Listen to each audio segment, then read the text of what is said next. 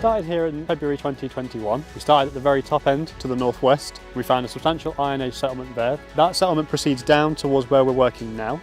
On top of the Iron Age here, we've got a large Roman settlement that we've got the very eastern edge of. And you can see now we're currently stood on top of the Roman road that we've exposed. It runs through the entire area, and in this section here it's 10 metres wide. The road is exceedingly wide. Most Roman roads don't go more than sort of about 4 metre mark. This one measures 10 metres here, so we believe that this is where they've been doing most of their work. So at the time there would be carts coming in and carts going out down to Welsh Road to access onto the Roman road down there to the east. People are bringing produce in, animals and other trade goods. This would be a very active area. This is a large road to facilitate a lot of traffic.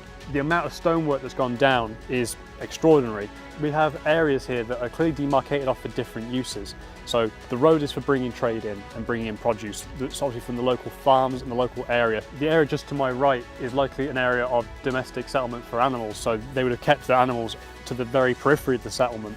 So down towards the southeast, we have an area that's got heavy evidence of kilns and potentially bread making. So things like industrial stuff is more segregated to the bottom end. And then just behind me on the side of the bulk is more of a domestic settlement. So what you would see is a whole hive of activity, people doing different things, people living, people working, and people trading as well.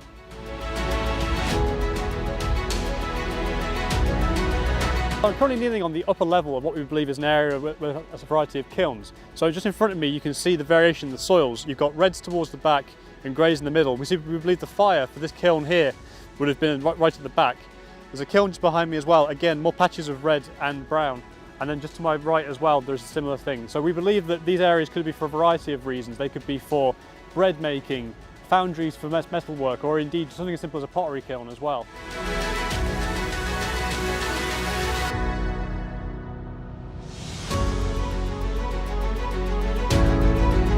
This is one of 4 wells that we currently have on site, and we'll be looking to take these down now to find the true depth. These could be anywhere from 1 metre to up to 6 metres deep. Generally at the bottom of these wells you'll get things like coins from votive offerings, animals will fall in, and there's a variety of nice pottery as well generally at the bottom of these things. So we're really excited to try and get to the bottom of these and understand what's at the bottom.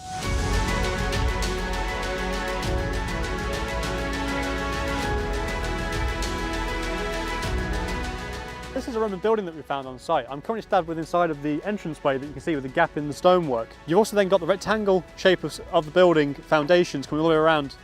In the middle, we appear to have found an area of burning which we believe is where the hearth has been. We found then in the later period, towards sort of the 300 AD period, they actually put a larger wall all the way through. On top of the bit to my left, there's been a substantial amount of work to re-manage this area and constantly improve it to what their needs have been.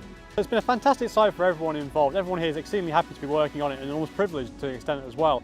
For me personally, this has been one of the best sites I've ever worked on in over 10 years of archaeology now. So as well as finding all the lovely buildings here and all the roads, we've also had some nice finds come off site as well, which we can have a look at now.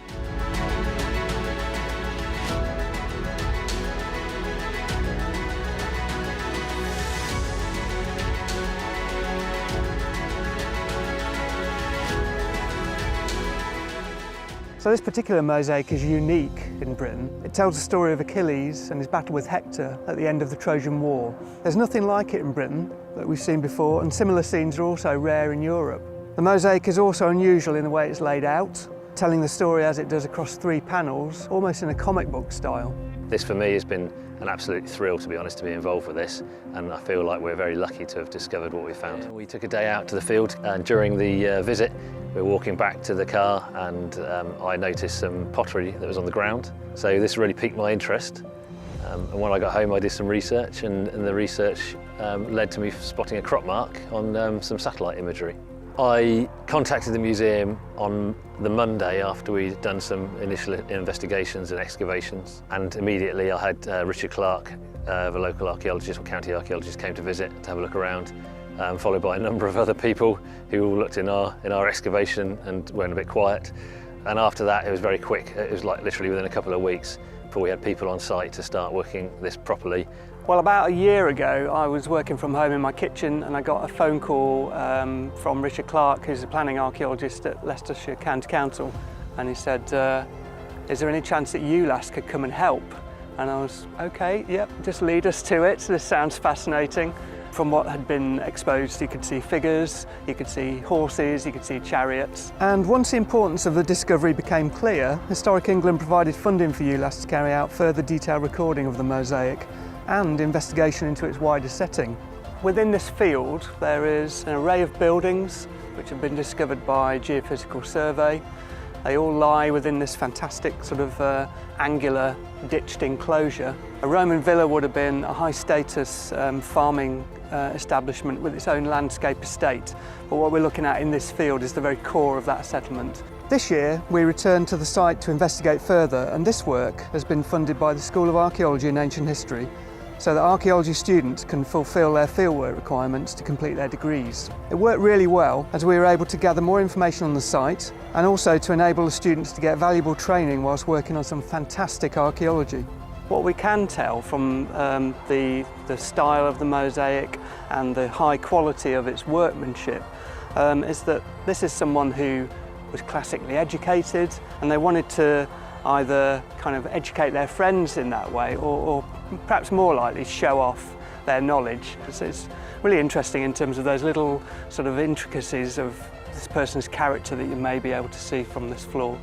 Working with the experts has been amazing, so I've learned a lot. It's been really helpful because I've been able to be useful on the site and support the students as well as the archaeologists who are here.